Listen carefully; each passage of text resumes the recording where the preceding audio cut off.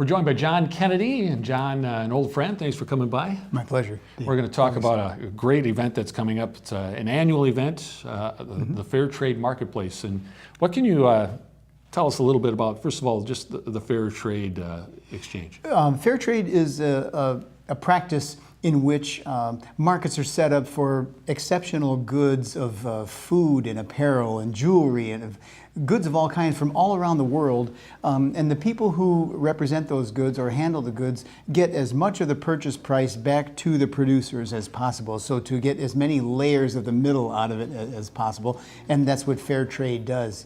And so our connection with it is my own sister, who's a missionary in Honduras in Central America. And there are so many people who are gifted in artistry, in sewing and carving and jewelry making, but they have no market there. And so I said, well, Mary, we can probably create a market in Winona. People would be glad to have those items. And so I went to a few friends of mine and talked them into founding a fair trade organization. It's called Many Hands, Many Lands, and it's right here in Winona.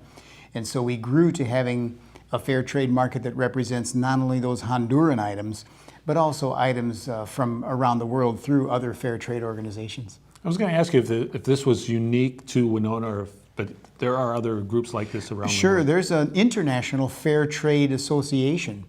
And we are subscribing members to that association. And in order to do that, you have to meet certain rigorous requirements that a certain maximum percentage of your intake financially has to go back to the actual producers of the goods.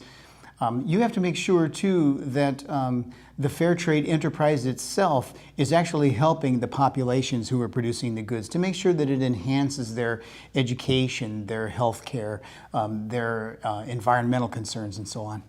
Let's talk about the event that's going to be coming up here in just a couple of weeks. What can you tell us about it? It takes place on Saturday, April 25th, and this is our 6th such market. We are grateful to the Winona Knitting Mills building, who actually host us in that building for the 6th time. And so people interested can just go down 2nd Street as far as it goes, and that becomes the parking lot of the Winona Knitting Mills building. And so it opens at 8:30 on Saturday morning, the 25th of April, and goes until about 3:30 in the afternoon. Now, there are some beautiful items that are going to be available there, and you brought some in. They're off camera. We're going to get a shot of that here in a second. Tell us about this chest. Okay, there's a fellow named Henry Hernandez, and he's in this little tiny remote village in Honduras. And my sister, who was a nun in Honduras, the sisters became acquainted with Henry because he was working in a sweatshop kind of an environment. A trunk like this in this large tourist center would sell for about $300. And they would give Henry about 40 or 50 for making the trunk. And so the sisters said, I just don't think that's fair. And so they helped him get some space, and they said they'll move heaven and earth to help him get some tools for his trade, you know, the routers and the saws and the chisels and so forth. And so they helped him get to where he was able to make these on his own. And so we just became part of his marketing arm here in the U.S. to get these things, and they're utterly beautiful. The first one I saw it in St. Louis and just became enamored with the quality of his work. And so we have the comfort of knowing that when someone buys a trunk or a jewelry box or a little statuette or something, that 99% of that money is going to Henry. And then that's pretty gratifying for Henry as well as us. What other types of items are going to be there? It's all handmade. Yes, and there are things from all over the world. There is an array of baskets, some of which I could probably sleep in, but maybe not a guy your size. I mean, they're large shopping baskets from Africa. There are also smaller decorative baskets, some of which are made with the wires that are inside telephone cable. You know, you open up a telephone cable and you got the little red, the blue, the yellow, the white, orange cables, and they take those cables and they make these baskets. They're extremely durable, and they're beautiful things.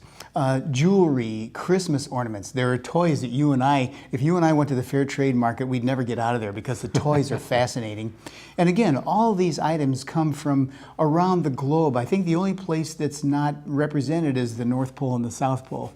So it's quite an array of international merchandise. And again, all acquired in fair trade. And it's no accident, Dave, that we scheduled this just a couple of weeks before Mother's Day, you know. But also, this is good for gift giving year round, for birthdays or baptisms or graduations or weddings. An exorbitant array of merchandise. I look forward to going down there and checking that all out. And again, before we run out of time, just really quickly, the date and the time. Okay, it is Saturday, April 25th, coming right up. And I may have earlier said 8:30, but the doors actually open at 8. Okay. And it lasts all day until about 3:30. There's going to be enough signage, so if people just take 2nd Street going east, as though they're going to try to get to Homer on it, the 2nd Street ends in the parking lot there at the Winona Knitting Mills building. Very good. John, thank you for taking time to come by. Good to see you. My pleasure always, Dave. Take Thank care. you. Again, that is Saturday, 8 o'clock a.m., Winona Knitting Mills on East 2nd Street.